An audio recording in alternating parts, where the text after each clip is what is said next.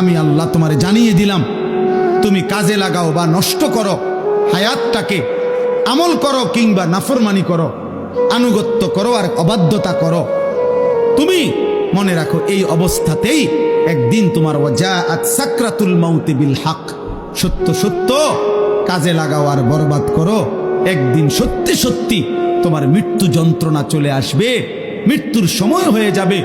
আর প্রত্যেক মানুষের মৃত্যুর সময় সর্বপ্রথম তার একটা মৃত্যুর যন্ত্রণা শুরু হয়, এটারে সাকরাতুল মাউত বলে।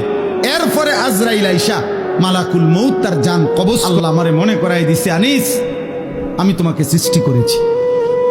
2 নম্বর আল্লাহ আমাকে বলতেছে, আনিস তোমার অন্তরের গভীরে যেই কথা আসা যাওয়া করে কল্পনাগুলোও আমি জানি।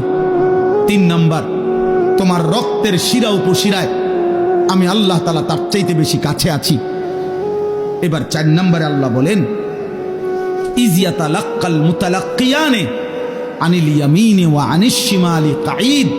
আল্লাহ বলে, বান্দা 4 নম্বরে মনে রেখো, 24 ঘন্টা তোমার ডানে এবং বামে আমার 2 জন ফেরেশতা আছে। আছে? কথা বলে না?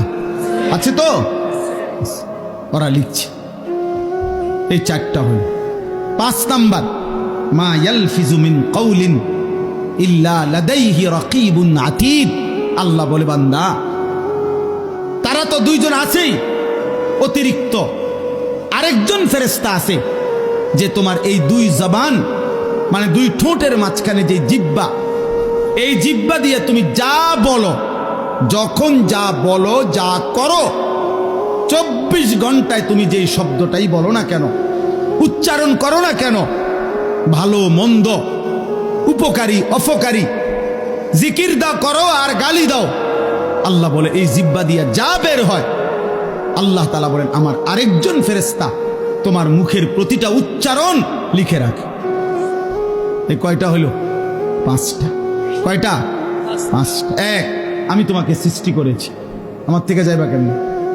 2, তোমার অন্তরের গভীর বিষয়টা আমি জানি, আমার থেকে লুকাবা কেমন?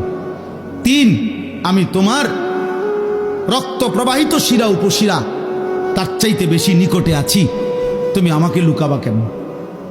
4, আমার 2 জন ফেরেশতা 24 ঘন্টা তোমার পাশে আছে, তুমি তাদের ফাঁকি দিবা কেমন? 5, আমার একজন ফেরেশতা তোমার জবানের সমস্ত উচ্চারণ লিখে রাখতেছে, তাকে আড়াল করবা কেমন? এবার আল্লাহ বলেন, শেষ কথা হলো এই, আল্লাহ তাআলা বলেন, ওয়াজাআত সাকরাতুল মাউতি বিল হক।